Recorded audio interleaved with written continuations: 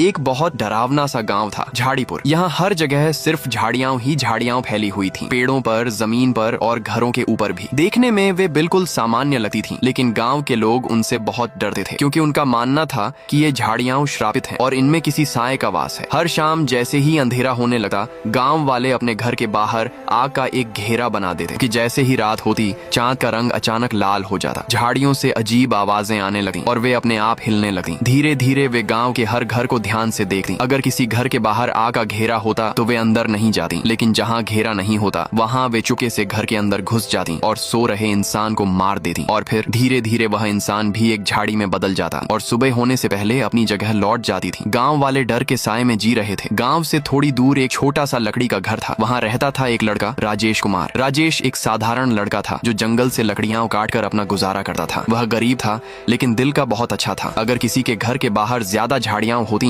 तो राजेश बिना पूछे उन्हें साफ कर देता। लोग उसकी मदद देकर उसे पैसे देते, लेकिन राजेश वे पैसे भी किसी गरीब को दे देता। उसे बस दूसरों की मदद करके सुकून मिलता था, लेकिन उसकी यही अच्छाई उसकी मौत का कारण बनने वाली थी। एक शाम राजेश गांव में घूम रहा था। उसकी नजर चारों तरफ फैली झाड़ियों पर पड़ी। यार, ये गांव इतना गंदा क्यों है? ये लोग सफाई नहीं करते क्या? उसने अपनी कुल्हाड़ी उठाई और झाड़ियों को काटना शुरू कर दिया। धीरे धीरे उसने आधा गांव साफ कर दिया। तभी एक आदमी ने उसे देख लिया। अरे लड़के, तुझे मरना है क्या? राजेश बोला। मैं तो बस तुम्हारे गांव को साफ कर रहा हूँ। वह आदमी समझ गया कि राजेश नया है। उसने धीरे से कहा, अभी सब छोड़ और सीधा घर जा, और याद रख, रात को कोई भी आवाज दे बाहर मत निकलना। राजेश चुपचाप घर लौट गया और सो गया। आधी रात हो चुकी थी, चांद लाल हो गया था और झाड़ियों में जान आ चुकी थी। धीरे धीरे झाड़ियां चलती हुई राजेश के घर के बाहर आई और एक आवाज आई, बेटा राजेश, बाहर आओ, मुझे तुमसे बात करनी है। राजेश डर के मारे बाहर निकला। उसने देखा एक झाड़ी धीरे धीरे इंसान में बदल रही है। वह एक अजीब सा आदमी था जो पेड़ जैसा लग रहा था। उसने कहा, मैं तुम्हें एक काम देता हूँ, उसे ध्यान से करना। राजेश समझ गया, मना किया तो मरेगा, इसलिए उसने हाँ कर दी। तब उस आत्मा ने अपनी कहानी सुनाई। कुछ साल पहले यह गांव बहुत सुंदर और साफ था। लोग खुशी से रहते थे। हर जगह हरे भरे पेड़ थे और उन पेड़ों का ख्याल रखता था मैं, मोहन काका। मैं एक माली था, पेड़ों से बहुत प्यार करता था। हर रोज उन्हें पानी देता, नए पेड़ लगाता और गाँव वालों से कहता, कल को अगर मैं न रहूं तो इन पेड़ों का ध्यान रखना। वे हाँ में सिर हिला देते और मुझे लगता